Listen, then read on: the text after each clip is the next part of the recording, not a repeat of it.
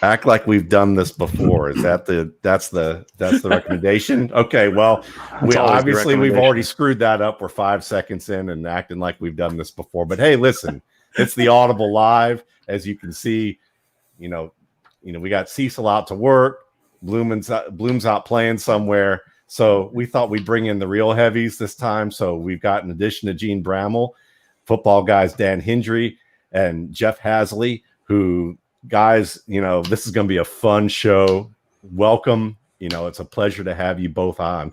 To begin with, we're going to just start off like we usually do, everyone, and we're just going to kind of go through some of the injury and COVID type of mess that we've been dealing with for a while now. And, obviously Gene does a great job with his second opinion every week. But, maybe the first thing I'd like to do before we kind of roll in with Gene is just kind of give everybody's thoughts on, just kind of starting with Dan and then going to Jeff and then Gene, on what were you expecting for this opt-out deadline and compared to what we got? And what do you think that means for us moving forward? I was pleasantly surprised. I didn't think there were going to be a ton of guys, but there were very few. I mean, I think the main ones that are going to impact things the most are some of the offensive linemen. And I guess I wasn't surprised some of the bigger guys opted out. There's a few of those offensive linemen, but in terms of skill position players for fantasy, there were just very, very few that really impacted anything except for Damian Williams, which I'm sure we'll get into later. Yeah, absolutely. Jeff, what do you think? Yeah, no, I agree with what Dan said. I think the biggest impacts is going to be those who are in the trenches, the line, especially the offensive line. You've got the Buccaneers right tackle who's out. You've got the Chiefs guard who's out. I mean, there's some notable names here, or at least maybe not necessarily to everybody, but they should be notable to you based on your understanding of how these offenses are going to prepare and be able to execute. Because I think that's the biggest thing. Obviously, Damian Williams, the biggest fantasy impact, but those that are names kind of unseen are still going to be an impact. Yeah, it's a great point. And, when you talk about the line, I mean, I was referencing this earlier when we were doing a chat, at Football Guys, just among staff, is that, Ross Tucker, the former NFL offensive lineman, was just telling me a couple of weeks ago that whole kind of rapport that you have to have as blockers when you're running double teams up to the linebacker, or when you're pinning and pulling, or any type of play where you're working in tandem. You can talk about it till you're blue in the face in the meeting room, but until you get out there and really feel when that guy's going to move and when another guy's going to peel, you kind of have to get that familiarity. And in a lot of ways, it's kind of like playing music, or if you work on a line with somebody where, you have to do something in tandem, you kind of get a feel for them. And there's some people, even if it's like just blue collar work, where you can do something with them and you can do it 1,000 times and you never really get have a good rapport with that person. Whereas with somebody else, it's like, it's just smooth as butter. So, that is going to be fascinating. Gene, I mean, what are your thoughts with all of the shakeout of that? As Joe said, Al Capone's vault was opened and nothing was there. Yeah, I don't think I was too surprised for a couple different reasons. I thought there'd be a little bit bigger push at the last minute as the deadline got here, and it actually turned out to where today was even liked by the number of opt-out day-by-day terms, which was pleasantly surprising. And I think that goes to show a couple things. I think the most important thing is the NFL player's career is short, and it's very hard to give up one full year when you don't know, whether or not you're going to be there from year to the next, and give up the salary that goes along with that, and potentially fall behind and what have you. I also feel like the success of the NBA so far has gone a long way, probably to reassuring some of the professional athletes in general. MLB has seemed to have settled down a little bit over the past week, where, what happened in Florida and St. Louis is a little bit further behind. But I think it comes down to the players are interested in playing. They want to play. It's reasonably safe in their minds to play, and they didn't want to give up a year. So I do think the distribution was interesting. As Dan said, it really shouldn't be a surprise that the big guys, relatively speaking, decided to opt out in larger numbers. About 52% of the opt-outs were on the offense and defensive line. And, as we've talked about for the past couple of weeks, the elevated BMIs and the elevated weight being an issue, you could see why some of those players might consider themselves a little bit higher risk. But most of the quotes we heard from players had to do with, I'm concerned for my family, I have a new baby at home, so on and so forth. So, to their point, there are 4 running backs on the list, 2 of which are fullbacks. There are 3 tight ends and 11 wide receivers of the 60 some odd. I don't remember exactly what the number at the end of the day was, 63 players that opted out. That's the extent of the skill position players and no quarterbacks. So I think there's a lot of reasons behind it. I think pleasantly surprised is probably the right way to approach it. And that doesn't mean the players can't opt out later. They've kind of opted out, no pun intended, of the stipend, the loan that may happen because we're past the point where that deadline has happened. But we may still see, depending on how the year goes, we may see players choose to not play at different points. But this is a great start for those of us that were hoping that most of the players would elect to play this year. Well, with that in mind, then now we can just shift on to what we normally do, which is talk about some of the guys on the injury report and what we have to have going on there. So we're going to take a few laps. I'll start off. Dan will follow. Jeff will follow after that, and we'll do a few laps here. I'm going to just start off with a backfield tandem, or at least one that many would have thought was the future backfield tandem for the Washington Football Club. And that's Darius Geis and Bryce Love. Both have had knee issues in the past. Geis has that left end MCL strain, probably fine, at this point, but I'd love to hear, what you're looking for out of him, or if he's kind of out of the woods. And then Bryce Love, who, seemed to be, he caught the college work, had basically college football on fire one year, and then, basically has kind of disappeared. And all we have is a little traces of smoke with his career at this point. Is there a chance that the embers kind of return? Hopefully. Both of them passed their physicals. Neither of them started on the PUP list, so that's as good a start to camp as you could hope. Neither one of them seemed to be at risk of being put on the COVID list. They weren't there either. Both of their knee injuries should be a full season behind them at this point.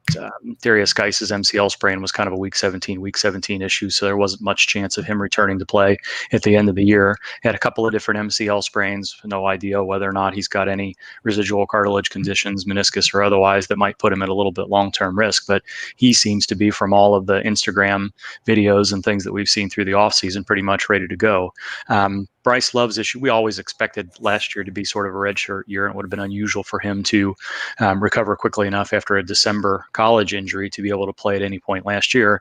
And then there was some concern. It wasn't clear exactly why he had an additional arthroscopic surgery last fall, but that pretty much took him out of the swing of things so that he wasn't able to recover in time to do much last year. So both of those guys are on the active roster. Everybody's got to go through the recondition and acclimation period.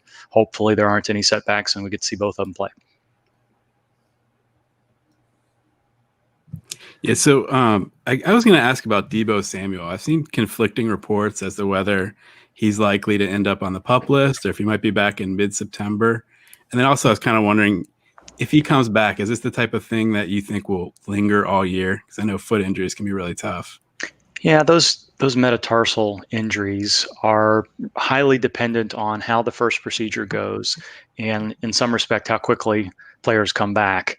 The surgeon that generally does these procedures, Dr. Anderson, is very aggressive during the season, sometimes rehabbing them with the target of getting back within 6 weeks or so. And there's not been a lot of indication that puts players at higher risk of surgeries in the future. That seems to be a pretty high risk with these procedures anyway. So, it just kind of depends on how a player recovers and what sort of condition they're in. And Samuel, it looks like they're going to give him the benefit of trying to go the full 10 to 12 weeks, which would put him in toward the middle of August when he may be able to come back. But John Lynch this week said that they're not certain whether or not he's going to be ready, and he was hinting that they were preparing to not have him available for the first couple of weeks of the year. I would think in a season like this, where it's not exactly clear how many games you may play, that maybe we'll see players come back a little bit sooner if there's any concern as we get to the early weeks that the season may be changed in any way.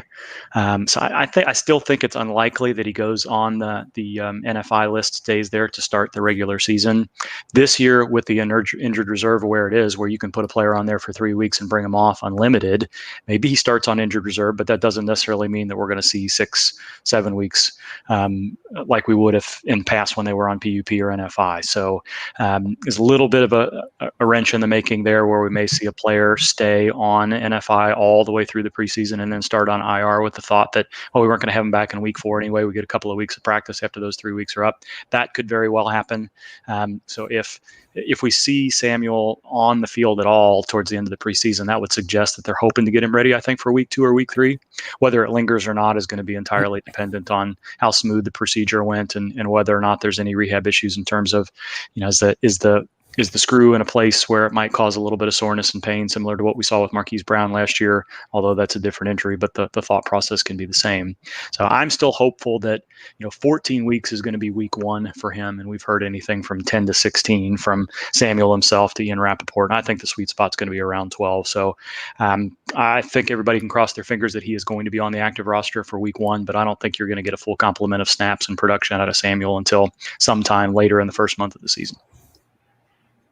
Good stuff. Hey, Gene, I've got a question about 2 quarterbacks because everybody's probably wondering about quarterbacks now. And since there's not a whole lot of news, anything that you can provide us would be helpful. So Ben Roethlisberger, where are we with him? Exactly how much can we expect from him first off? And the other question that I have is Tua. Tua Tagovailoa. Gosh, that's hard to say. And what can we expect from him? Are there any concerns, or is it more of a wait and see because they want to go with Ryan Fitzpatrick at first and then kind of ease Tua in to the lineup? So I'm sure people have Roethlisberger and Tua on their teams, and they want to know more about the status of each. Well, Fitzpatrick is going to make it very easy on the Dolphins. He's going to be a mentor to Tagovailoa. He is said that he's ready to pass the torch whenever that's likely to be the case, and that's likely to be at some point this year. I just don't think, unless there's something unexpected that happens with his recovery, he just proves that he's not ready. I think we're going to see Tua on the field at some point this year, whether that's the first month of the season or the second half of the season. It's going to be really difficult to predict for lots of reasons this year. I don't have a lot of concern. Everything that we've heard about his recovery, his follow-up scans suggest that the fracture healed well. There isn't any evidence that he may have any long-term issues within the joint itself. There weren't a lot of other associated injuries that could be of concern. And Matt and I were going back and forth about this frequently this offseason about what to expect. I'm not too concerned about this contract or maybe even the next contract. You could see this where something like this might shorten his career, where you don't have a Brady-like 24-year career. But I don't have too much worry that we're going to be at high risk with Tua anytime soon. And you guys probably have a better sense than I do of how quickly Miami might choose to move to Tagovailoa, depending on how Fitzpatrick plays. Roethlisberger looks like he's healing very well, too. It's a little bit of an unusual procedure that he had. We got a little bit more information about it this week, where it did seem to be flexor tendons rather than some indication that may have been on the top part of his forearm. That's not really meaningful, but it's unusual in that it's not necessarily a procedure that we see commonly in throwing athletes, sometimes in pitchers, but Roethlisberger himself said this is kind of the first time this has been done in quarterbacks. And that's not because it's impossible to do and the recovery isn't expected to be great. It's just a little bit of an uncommon injury. He's been throwing throughout the offseason. It looks like his program and rehab went pretty much as planned. So he was cleared to throw in June and July, has been doing that through the month, and he's not on the PUP list to start camp either. And, some of the conditioning and acclimation workouts before we even get to the practices do involve throwing, and he's been doing that. And we're hearing good things from Juju and some of his teammates suggesting that his arm strength looks as good as can be expected right now. Now, whether I think the larger issue is going to be how much rust is there, what's his accuracy going to look like, is his velocity going to be the same, are we going to run into some fatigue issues as we go through camp, is there going to be a little bit of a dead arm period? Hopefully, if any of those things were the case, he's worked through them already, and it's not likely to be an issue going forward. So I feel like both of those guys are going to be ready to play whenever they're called upon. Obviously Roethlisberger, that's going to be week 1, and then we'll see what the Dolphins decide to do with Tua after that. All right, so Marquise, actually, you know what? Forget Marquise Brown. We've talked about him so much. I'm tired of talking about Marquise Brown. A guy I'm interested in talking about is someone that we're going to talk about a lot more in depth when we talk about Jeff's recent article, 7 Bold Predictions, later on in the show. And that's Jalen Hurd. Jalen Hurd had a stress fracture in his spine, but now you're hearing guys talk about in camp that he's like the most physical wide receiver they've ever seen. So tell us about that stress fracture in the spine and why he's still out there playing. If it sounds a lot more serious than maybe it was, Yeah, or maybe. It's really hard to know exactly. I mean, there's some pretty common areas where you would expect this injury to be within the spine itself. We saw this with a lot of rookie wide receivers over the past few years where, unless they're really going to be counted on to be a contributing member of the depth chart, if you saw it with Hakeem Butler last year too, a favorite of yours, I know, with the hand injury where, maybe, a veteran might have been in a situation where they could have been activated off the injured reserve list towards the end of the year. But I think there was something unusual about Hurd's injury. I don't remember exactly what it was, but there has not been any concern through the offseason at all. I think he would have been a full participant in OTAs. Everything, as you said, that we're hearing out of 49ers camp has been positive. And it seems like he's taken advantage of the extra time to work on his core strength and some of his skills as well. So I don't expect any setbacks there. This shouldn't be the type of injury that would be at risk of recurring. It'd be another fluke if that were to occur. So I think Hurd's going to be in a good position to finish out training camp healthy too.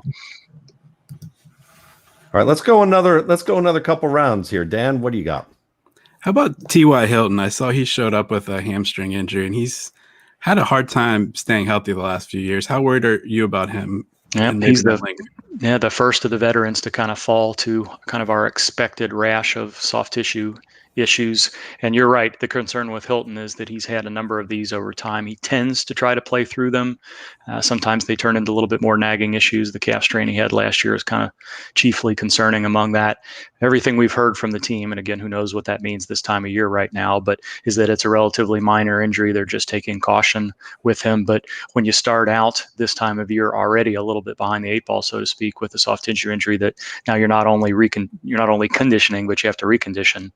There's at risk there. So this is going to be one of the positive things about everybody taking those 17 to 21 days to acclimate before, and even a little bit longer than that. We're not going to get to padded practices until later this month.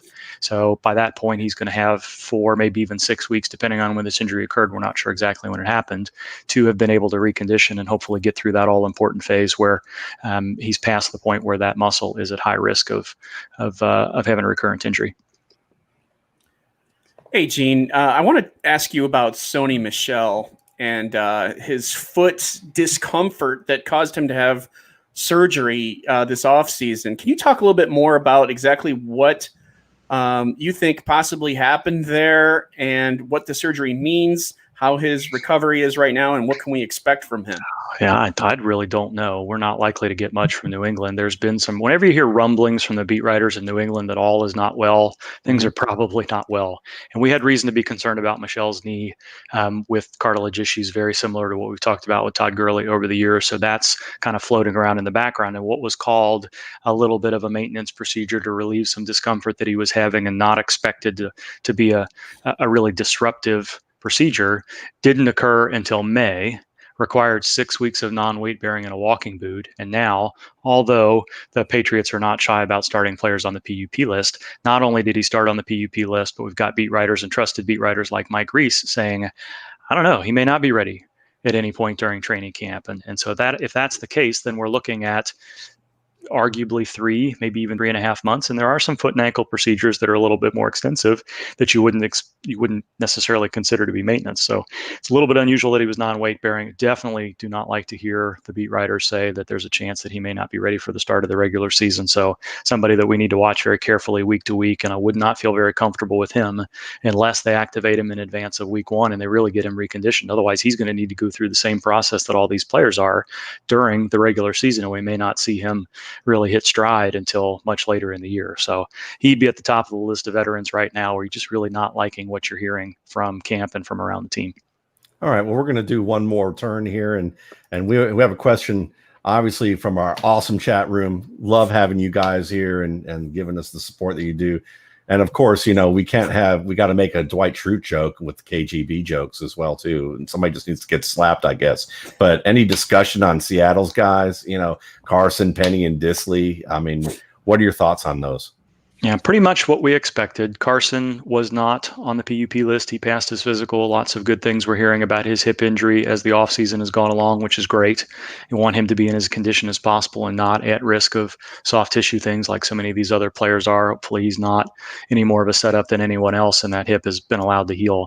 Penny, we knew going in that was very likely to start the season on the PUP list. Season could very well be lost. It was really never documented and confirmed that he had an associated injury in addition to the ACL, but it seems like there was some meniscus and or MCL component to this that confounds the recovery and the rehab timetable. So it'll be surprising if he comes off and gets added to the active roster at any point during training camp. I think you can expect him to start on the injured reserve list. And again, that's not going to be a 6 to 8 week process necessarily this year. I wouldn't count on Penny this year. Leave room for us to be surprised that he comes back in a healthy way. But with the Seahawks choosing to sign Carlos Hyde, I think that tells us more than anything else about where they see Penny and Carson being healthier than expected and Penny not being as healthy as expected. Disley's ability to pass a physical despite all the injuries that he's had recently and the big ones, the big tendons that he's had, is really reassuring. So, Achilles injuries and patellar tendon injuries are not easy recoveries. So by no stretch would I say that Disley is guaranteed to be a productive option. The Seahawks bolstered their tight end group by adding Greg Olsen. So I don't know that they're counting on him. They've got another few bodies there as well. So, but it was great to see that he didn't need to see the PUP list to start the camp. I have a question about a guy we haven't really talked about a lot is injured, but TJ Hockenson. I noticed Darrell Bevel said in late June that he wasn't 100%. He was in the running part of his protocol, but still not, fully 100%. And that's, I think, 7-8 months after the injury. And as a Bengals fan, I saw when Tyler Eifert had that ankle injury that it just lingered and lingered. Is there any worry about Hockenson at all? Probably not. I had taken him off my summer list because it seemed like, we didn't get, and the Patriots or the Lions are Patriots Midwest under Matt Patricia. We arguably get fewer reports from Detroit just because although they have some great beat writers there, they're not as willing to speculate about injuries as say Mike Reese and Jeff Howe and a few of the others up in New England. But that raised eyebrows for me too, where, we're hearing that maybe he's not 100%. And so that raises a question, well, did he have surgery? What sort of surgery was it? Did his rehab not go as expected? Then I think we saw some video indication that he was moving pretty well a little bit later. And although he's had a little bit of a rough start to camp by starting it out on the COVID list, there doesn't seem to be any indication that they're worried enough about his physical nature coming off of surgery or not surgery with that high ankle sprain that we need to be too concerned. So he's going to be somebody that you'll watch carefully. If he's cleared to go through padded practices and we don't hear too much concern from in and around the team as whatever observations we're able to get from the media, I think we'll feel pretty good about that. But for sure, if we're into August now and we're 8 months after injury with or without surgery and Hockenson isn't considered to be full strength, then I think we have to be worried about both the short and long term for sure. Hey, Gene, I've got a question about a running back that is starting to make a little bit of some waves here, and that's Jerick McKinnon. He hurt his knee, tore his ACL in 2018, late 2018. Then he had a setback. Now he's coming back, and everyone is saying, or at least from what I've heard, he's looking really good and strong. What's your opinion on him and his possible recovery period, and what can we expect? Gene, you're on mute, buddy. Oh, the first time tonight, almost made it. I'm hopeful is what I had started to say. And I think a lot of times it takes players an extra year to get back, especially those with associated injuries. We knew that McKinnon had a couple of other procedures to address scarring and some other issues going in and around the kneecap there, and has done better this spring and summer than maybe some of us expected him to. I think he was all but written off after some of those additional procedures, and as well and as deep as the San Francisco running back room went recently without Matt Breida there now.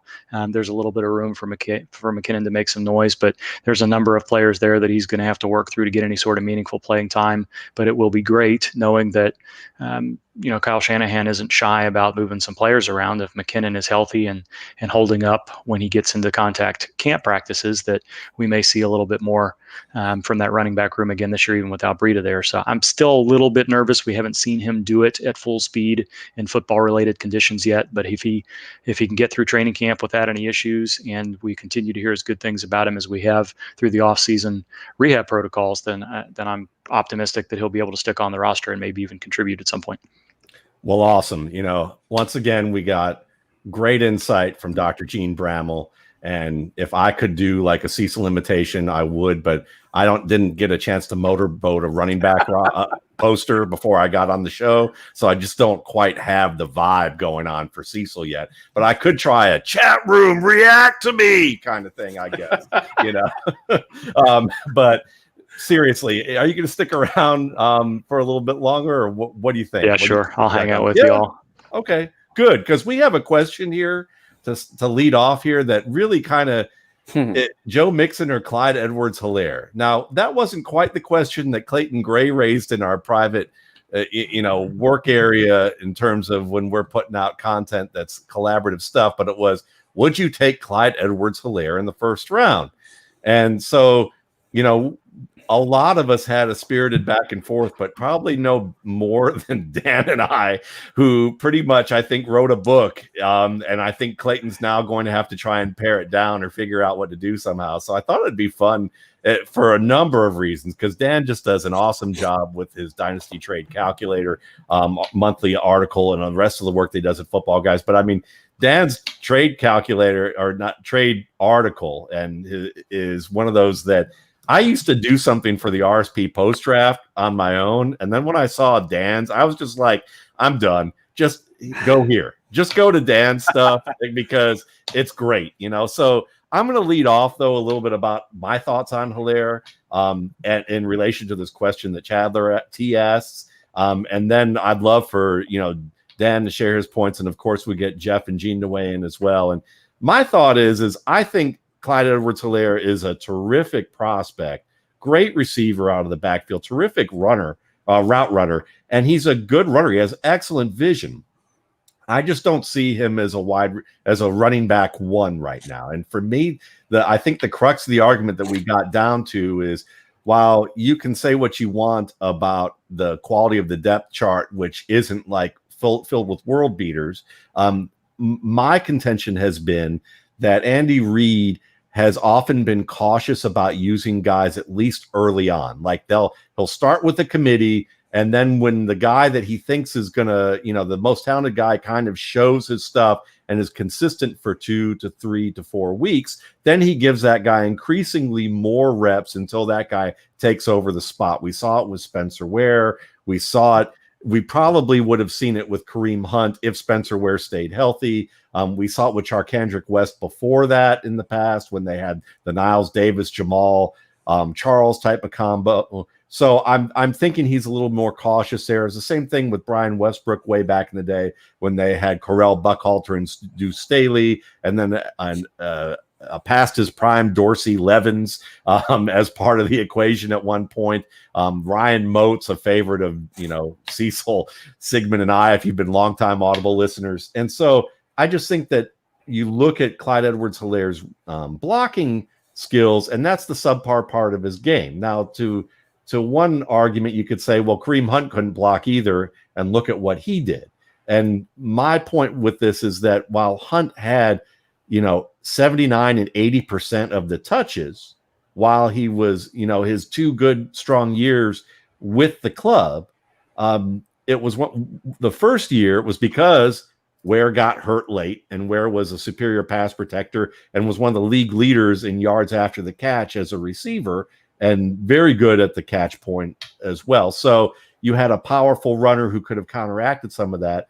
And then you look at the depth chart that they had in 2018, and while he had, I think, 79% of the touches, the depth chart was even worse than it is now. And I think that you look at DeAndre Washington, you look at Darrell Williams, who's had some experience, and then Darwin Thompson, who's the coaches have talked about him improving every week last year. And he showed some promise as a short yardage runner with his low center of gravity, and power, as well as his speed and his pass blocking ability. So for me, I have Clyde Edwards-Helaire at 62% of the touches, which equates in my projections to somewhere in the low 20s, somewhere like at the low end running back 2 right now.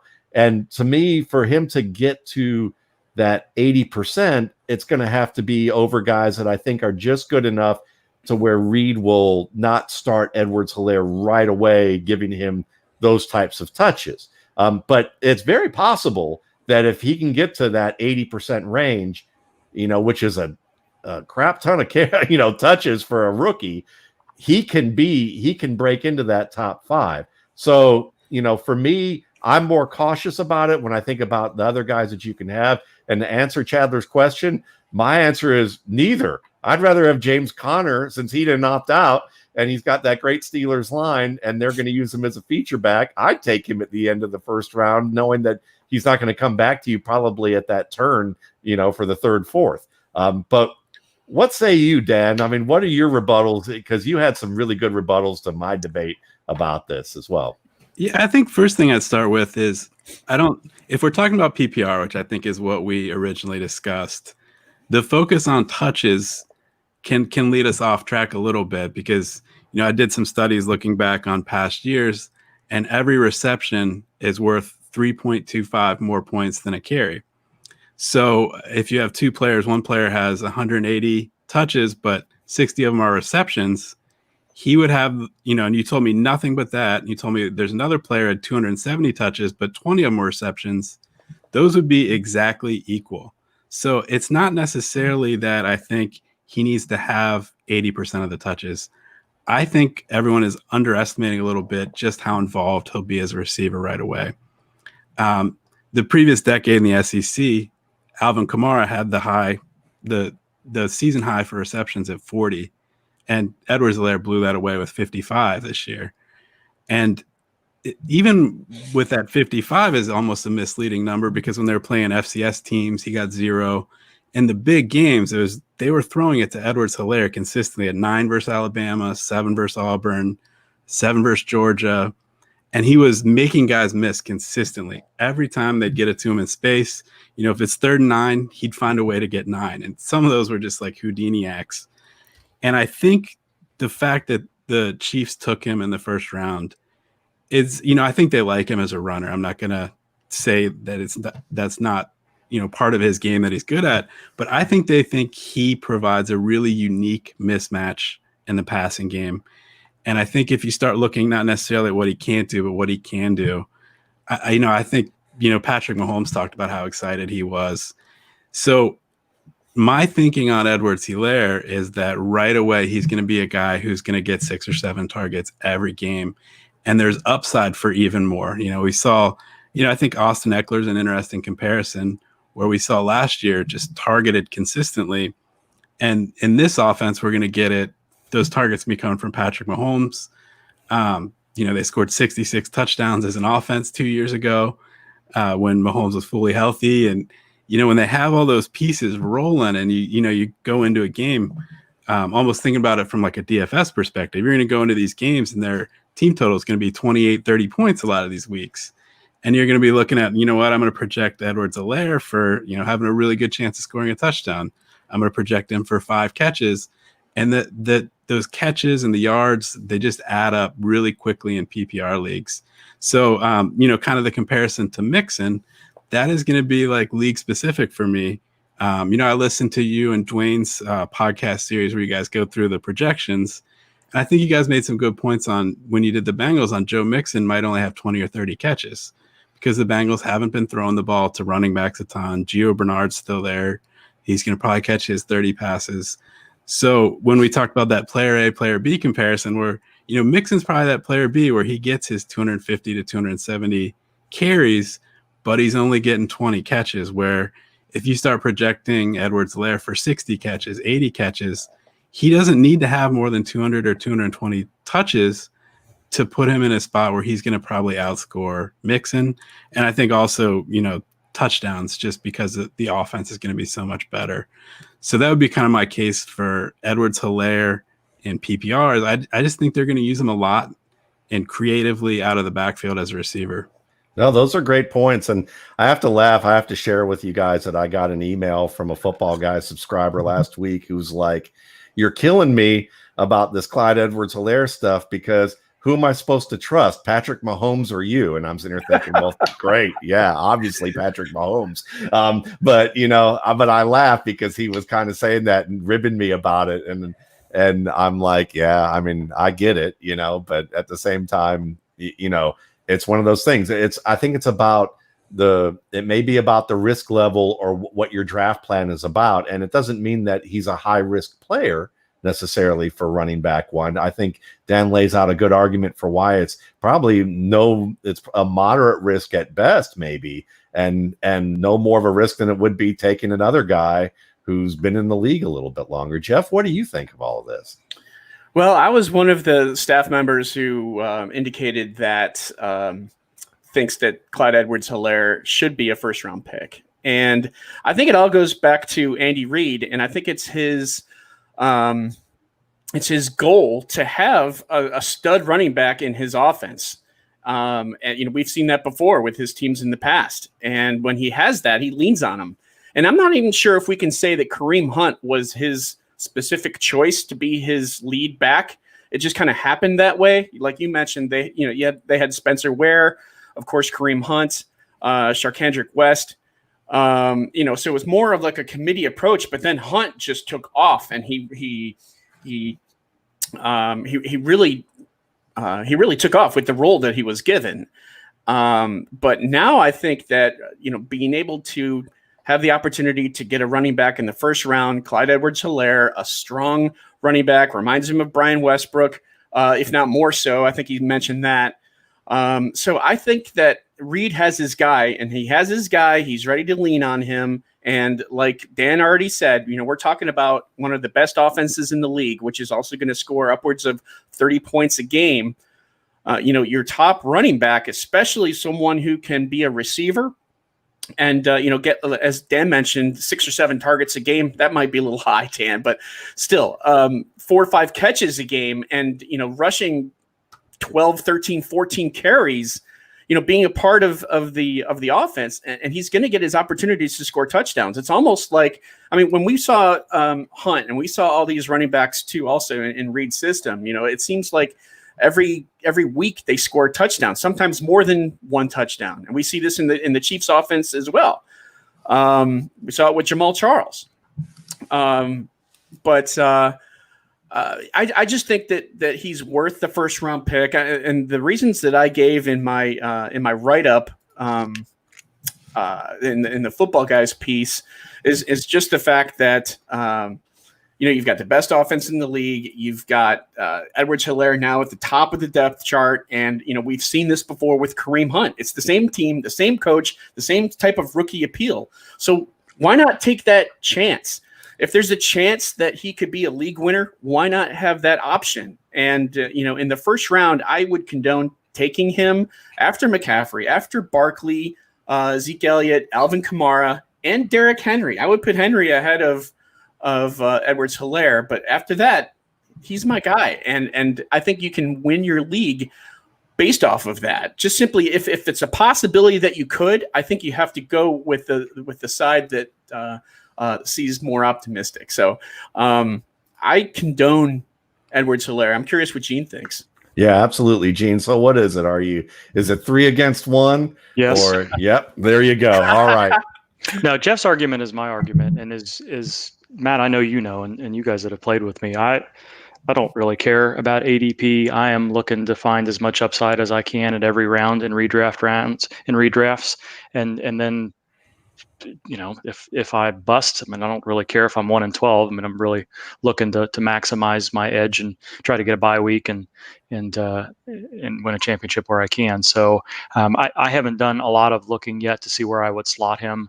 I certainly wouldn't take him third overall again over some of those folks. And I think, discussing Kamara and Thomas and Derrick Henry and maybe 1 or 2 others, I certainly see myself arguing to take Edwards-Helaire over Mixon. I don't know that there's a lot to like about Cincinnati's offensive line without a lot of time to come together. You would expect it to improve from last year, but you've got a rookie quarterback. You've got all sorts of adjustment to be made. A tough schedule there. Mixon is a great player. He deserves his consideration in the first or the top of the second round. But anything about, I think whenever you're breaking ties, if you have an offense like Kansas City Chiefs offense, and the upside includes 60 to 70% of the touches, which I don't think is entirely unreasonable, and a floor that's not zero, like we saw with some of those other players that we're going to discuss between Darwin Thompson and Darrell Thompson and those. I mean, those guys' floor is arguably zero. That's not going to be the case with Edwards-Helaire. So, barring an injury or some entirely unexpected implosion of a first-round pick that Andy Reid and Patrick Mahomes seem to love already, you don't see a ton of downside there, which is what you're trying to avoid in the first round if you can, and the upside is there. So I doubt that I'm going to find, when I get to researching things a little bit more carefully, I doubt I'm going to find 12 players I like better than Edwards-Helaire in the first round.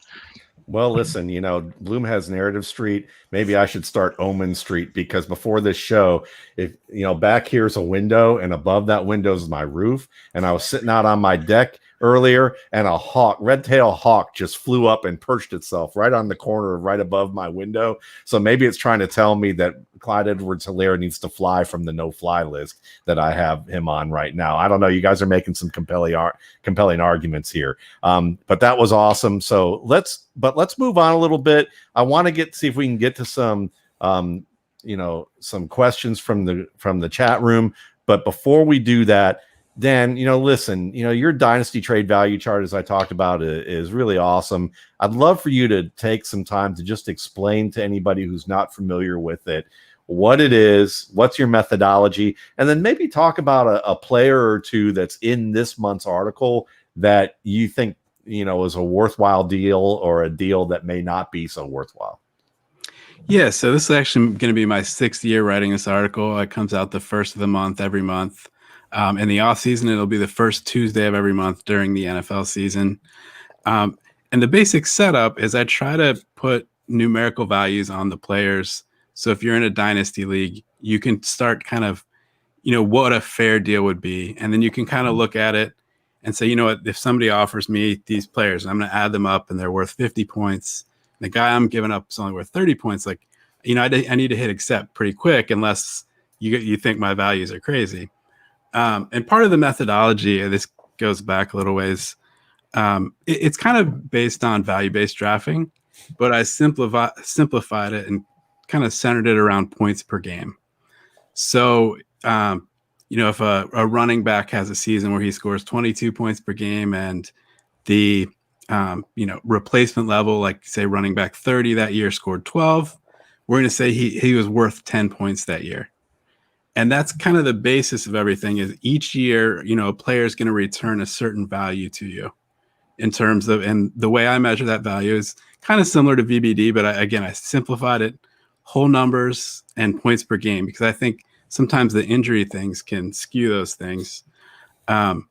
So the player values are based on that. It's almost kind of like a median of what you would expect. So let's say we knew for sure a player had 3 years left, and we think he's going to give us, 7 points of value every year. He would be in the trade value chart at 21. And then I don't necessarily try to project out a guy's whole career. The method I've been using is I look at like a 3-year window in terms of what can we expect him to produce in the next 3 years. And that's, half of his value or whatever. And then the other half of his value is, what do I think he'll be worth in 3 years? After 3 years. So let's take Ezekiel Elliott as an example, because he's been such a consistent producer. I've had him between 9 and 11 points of value every year he's been in the league. He's kind of always in that 20 point per game range. And replacement level running backs kind of 10 or 11 points a game. So let's say we're projecting forward and we say, I think Ezekiel Elliott, these next 3 years, he's going to give us 10 points of value every year. So that's the first part of his values. You have that 30 points, which is a really big number. There's not, when you start getting rid of the replacement value, a lot of these guys, it's maybe 1 or 2 points a year. So that's a huge number. And then the second part of it is we try to look at what's he going to be worth in 3 years. So, you look at Elliott, he's going to be 28 years old 3 years from now. He'll have had 7 seasons under his belt, probably over 2,000 career touches.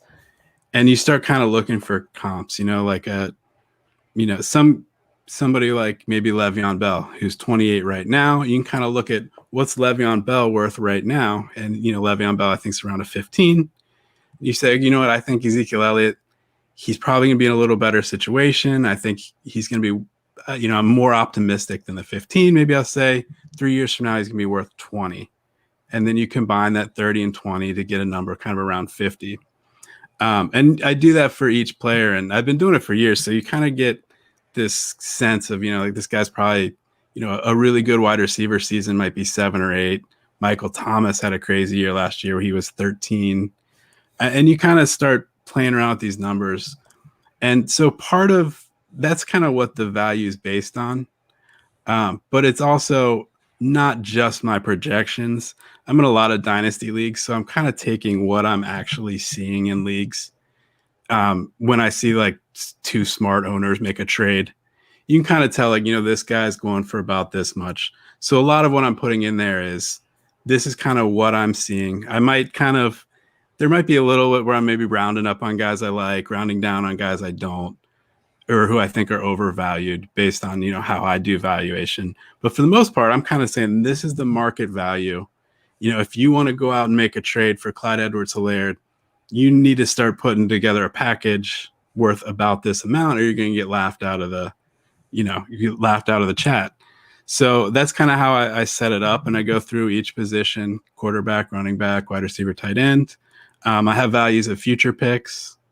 So that's also another good kind of indicator. You can start thinking about guys of, this guy's probably worth a late first. This guy is maybe worth an early second, and kind of judge them that way, which I think it can be pretty helpful when you get into rookie draft season in terms of, how am I going to value this veteran versus this rookie? Nice. So just as a follow-up question for you, I mean, we ask this from time to time on this show, and because you do this, terrific piece of content with trade values, and you're looking at more than numbers, you're just looking at the realism of what you see in quality leagues. What are good negotiation points for you to think about in terms of how you should lead off with a trade? Yeah, I think part of it is looking at a lot of the easiest trades are when you can spot a weakness on somebody else's team and a way that you can help them with, maybe they're loaded at running back, they don't have a wide receiver, or maybe you look at their team and it's, they're 4 weeks into the season and they're 0-4 and they've got Julio Jones, and you're like, so you can kind of approach them like, Julio Jones might be wasting this year a little bit. He's 31. How many more years are you going to have? Whereas like for me, he might be the guy who puts me over the top where I can win. So like, let's talk rookie picks. And there's a lot of ways to come to some win-win trades where if you kind of put yourself in the other owner's shoes and kind of see like, what does he think? What is he probably thinking about his team? How does he want to rebuild his team? So that's kind of how I would go about it. Very cool.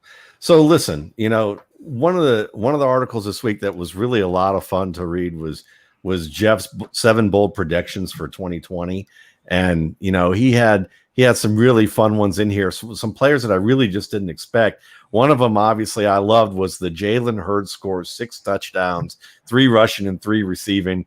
I'm a big Jalen Hurd fan in terms of just the intrigue. One of the things that I really loved about him that I want to bring up, Jeff, before I want to hear your thoughts about some of these players and some of the ones that were your favorites, is that, Hurd was a 5-star running back at Tennessee, and he was a powerful back who, what was odd to me was when I studied him for the rookie scouting portfolio as a receiver, after I studied him as a runner, he actually looked like a better runner after he trained to be a receiver when they used him in sets at Baylor. And I'm not just talking about because he was playing against lighter boxes in the Big 12 at, when they spread the field at Baylor, but it was like he was lighter. His feet were quicker. He could drop his weight a little bit more. He was more decisive.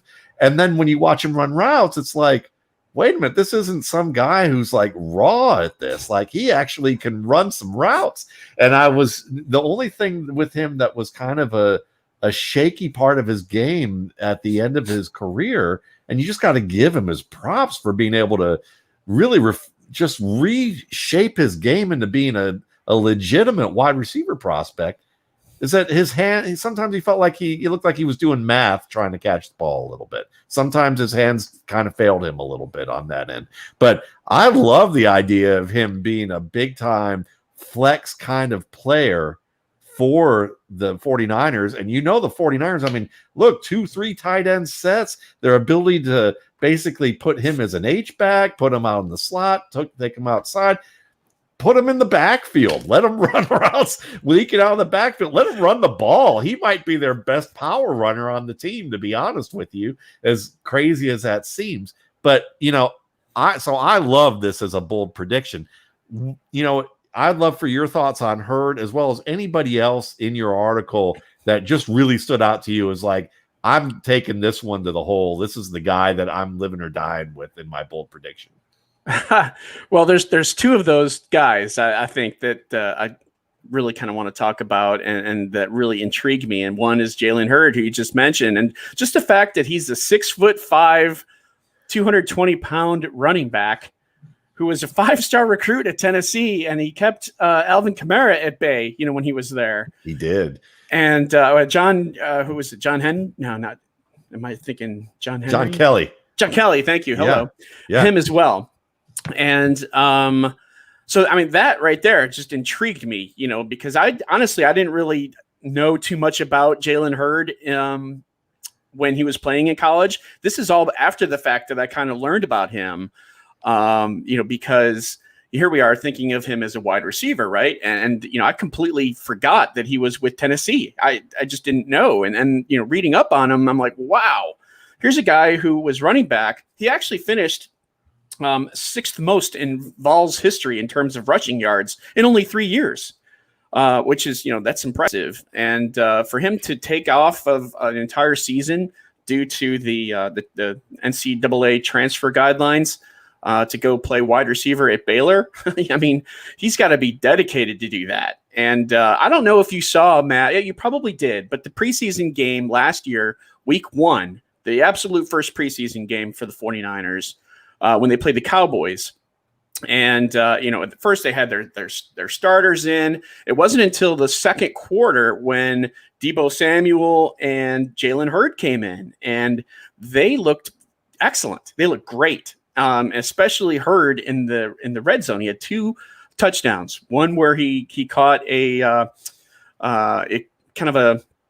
short-ranged pass at like the 4-yard line where he just bowled his way into the end zone. And the other one was kind of a fade route into the end zone, maybe a 4 or 5 yard pass where he just totally outreached and outleaped his opponent and came down with a touchdown. And then we find out later that he didn't finish the game. He hurt his back, and he was put on IR. And I'm thinking, oh man, his career is just not getting started. It's on hold now.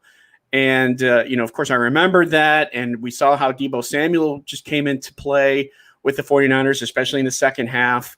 I really see Kyle Shanahan doing anything with Jalen Hurd, especially in the red zone. And you know how they like to use their misdirection plays and such. Oh, yeah. I mean, he'd be a perfect example of how they could run, just a pristine type of play near the end zone.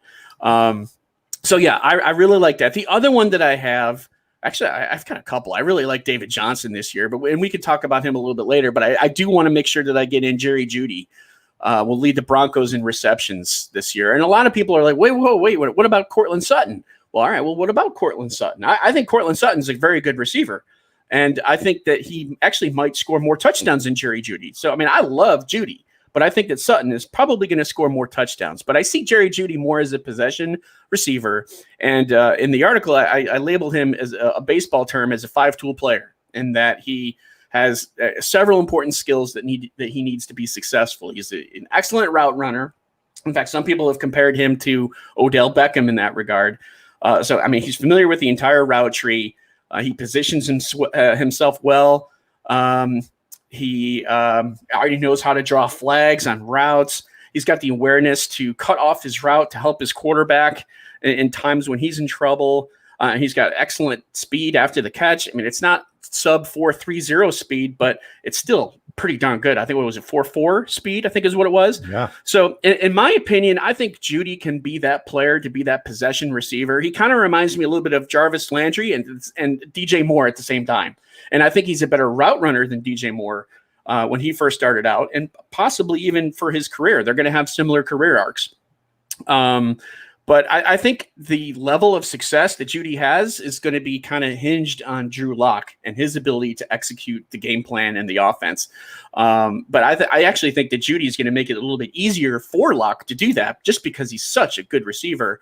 And last year, remember when A.J. Brown came on, and we kind of saw this with Keenan Allen too as a rookie. But when A.J. Brown came on, there was a lot of hype. There was a lot of, can he be the the type of receiver that we want him to be on a Titans offense that's known for running the ball. And I think, Matt, it was you who indicated, you know what? A.J. Brown has the skills. He's got the talent. He's got the ability. Give him a couple weeks. Give him a couple, a little bit of time. And sure enough, they did. Ryan Tannehill came into the picture like week 10.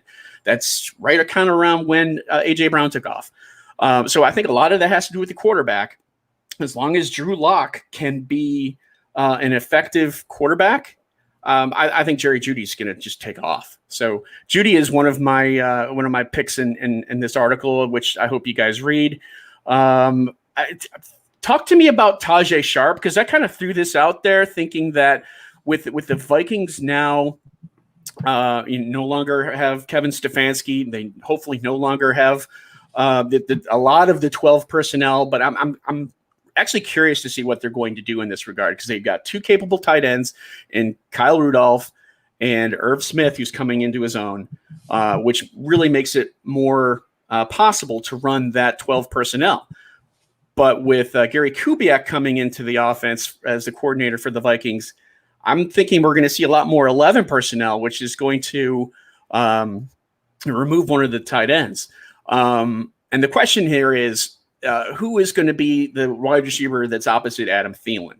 Stephon Diggs is no longer there. 101 targets are vacated. Who's going to take over that? And so the possible answers here, in my opinion, are Justin Jefferson, a rookie, which is definitely possible. It all depends on if he's ready, if he understands the playbook, if they give him the opportunity to excel. We also know that Justin Jefferson played a lot of slot at LSU. I think the majority of his time was in slot, which is fine. That's great. If there's 11 personnel, you can run that slot. But if there's not, then Tajay Sharp is someone who comes into play. And Tajay Sharp is someone that really kind of piqued my interest back when he was a rookie, when he was with Tennessee. He looked great. There was a lot of hype on him, little preseason hype, and he looked great in his first game. And then things kind of started to slow off a little bit. He hurt himself right when he was about to kind of emerge and take off, and we have not seen his ability since. And now that he's on a new team, on a second deal with the Vikings, he's got a possibility, and I think that he could become fantasy relevant. So that's my question, or that's my prediction, is that Tajay Sharp becomes fantasy relevant. So what does fantasy relevant mean? I guess that means that he could potentially be a flex starter, and this could be someone maybe who comes in and, hey, wow, he's got 3 touchdowns in the first 2 games. Wow. Should I pick this guy up off of my waivers, or something like that? I just kind of see him occupying a role opposite Thielen, especially if Jefferson is not quite ready, or if Jefferson occupies more of that slot role. So, Matt, I'm kind of curious on your take on that particular stance. And feel free to talk about other things here. I've been talking my mic off, so I apologize. No, man, that's great. And I thought that was great information. And I'll give you a quick answer, and then we've got a couple minutes left, and I thought it would be fun for us to just maybe do a couple of quick hitting. And I mean quick hitting to the point that, like, just 1 or 2 word answers to a couple of these questions. But the quick thing that I'll just say is, I'm not quite in agreement with Tajay Sharp in this aspect, because I think they'll use Irv Smith more as a split outside as a receiver. And then Justin Jefferson played a lot of outside the year before Joe Brady came in. So he's kind of experienced with all of that. But Sharp is a compelling player in terms of that replacement value if Jefferson isn't up to speed. But just to kind of go quickly into this, Gene, just want a quick one for you. Zara Kansabedian asks, when does Bryan Edwards take the job from Terrell Williams? Week 3? I wasn't too worried about Bryan Edwards' injury, so it's good to hear that he's recovering and looking as good as he is at camp. I based my entire Bryan Edwards opinion off the RSP, so go Bryan Edwards. Okay, there we go. So, all right, next one. How about for Dan? I've got 1.02 in the Superflex. Mark Williams wants to know if with C-Mac gone, Mahomes or Zeke or Saquon? Yeah, it wouldn't be Zeke for me. So it would be down to either Mahomes or Saquon. And this is where kind of some of the scoring rules are important in terms of, is it 6-point passing touchdowns? My lean there, though, is Mahomes, just because, you don't want to look too far out of just a few-year window, but, I mean, you might have him for 15, 20 years. So that would be my choice there. Very good. Well, we got 30 seconds left, and I know that we're not going to be able to get that another question in, but I appreciate the chat room doing the great work that they've done, especially Zara. I appreciate you coming in and answering questions the way that you did. And obviously, Dan and Jeff joining us today and being able to, provide the insight that they did and the work that they do. You can find them at Football Guys, follow them on Twitter at Dan Hendry, find Jeff Hazley at Jeff Hazley. Is that correct? That's right. That's right. All right. And you know where to follow Gene and I. So thanks again, everyone, for watching. And, please, by all means, check out Football Guys. If you're not a subscriber, what are you doing? Thanks again. Have a good night.